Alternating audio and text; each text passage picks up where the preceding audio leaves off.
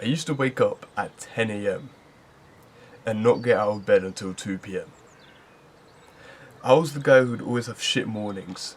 Would always go downstairs and ruin everyone else's mornings. The morning was never a good time for me. My brain would get instant dopamine rushes from the time I woke up till the time I got out of bed. So in that case, from 10 till 2 p.m, it would just be YouTube, TikTok, Instagram. No wonder I was in a shit mood. I now wake up at 4:30 a.m. every morning consistently.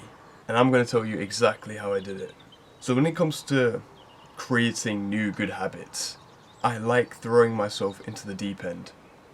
And this is exactly what you're going to do as well. There's no pussy route to this. There's no easy way. There's no shortcuts. You have to throw yourself into the deep end. You have to throw yourself into the darkness. I'm not gonna go say some beginner shit being like, oh, you guys should progressively overload your sleep. No. Do you know why I'm not gonna say that? I'm not gonna say that because I tried it and it didn't work. It doesn't fucking work. You have to throw yourself into the dumps because that's the only way you can actually implement the habit. So one thing that I see people do is that they'll wake up in the morning and then mix a bunch of other difficult tasks as well as waking up in the morning. So they'll wake up at like 3 a.m, get up, cold shower, start meditating, start journaling, start doing all their work. It's like you're putting too many difficult tasks next to each other. Okay, some people may be able to do that, but you definitely can't. So don't even fucking try it because you won't stay consistent at all. Because you wake up the next morning after doing that for one morning and be like, oh fuck, I have to do all of this shit again. And you just won't want to. So stick to one thing, okay? Just say, I'm going to wake up early. That's all you're going to do. You're going to wake up early. When you wake up early, you're going to get up, you're going to have your warm shower, you're going to come back and do your work. That's all you're going to do. And then gradually over time you can implement those other good habits and stack them so you can have, you can wake up early, cold shower in the morning. I personally don't do it in the morning. It's like there's no point. I just won't stay consistent with waking up on time. I hate waking up in the morning, but when I wake up in the morning I get to go into a warm shower. I like waking up in the morning. You have to make it something that you actually enjoy doing. Now the most important thing, as always, is to understand that there's going to be mornings that you don't want to get up and it's going to be difficult, but those are the mornings that help you improve so that you actually stay consistent. You have to look at it like that. It's perspective. It's like the mornings that you don't want to get up are the mornings that you should get up because that's what's going to make you more consistent and make that good habit more effective. Most mornings you're going to get up asking yourself why the hell you're even doing this. And it's amazing how everything just circles back to discipline because you just have to tell yourself that you can move your body and you can get up. You can control your legs. You can control your arms, move off the blanket, move your legs out the bed, and walk to the shower, whatever you're going to do. You can do that. I think it's really important to get that straight into your head. Another really important factor when it comes to sleep is light and deep sleep, right? I think these two are really important concepts to understand, so I'm going to explain it in like the most caveman way possible. So, light sleep is basically when you're aware of everything around you. So you're kind of awake, but you're not.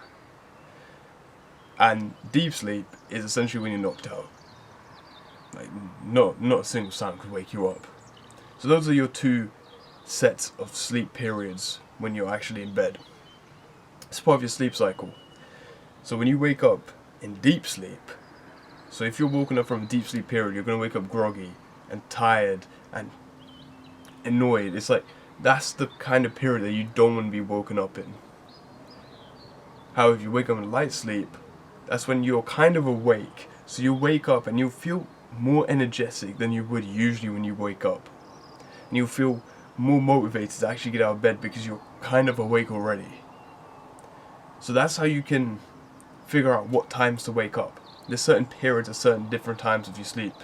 Waking up in light sleep periods can help you also just be much more consistent waking up because you know it's not going to be as bad in the morning. Now I couldn't find a way to track this myself, but there is this app called Sleep Cycle. It's not sponsored or anything. There's this app called Sleep Cycle that I use, and it's free.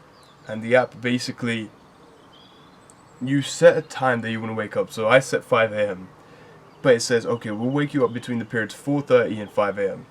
And what I found is that I consistently wake up at 4:35, 4:35, 4:35. That seems to be my light sleep point.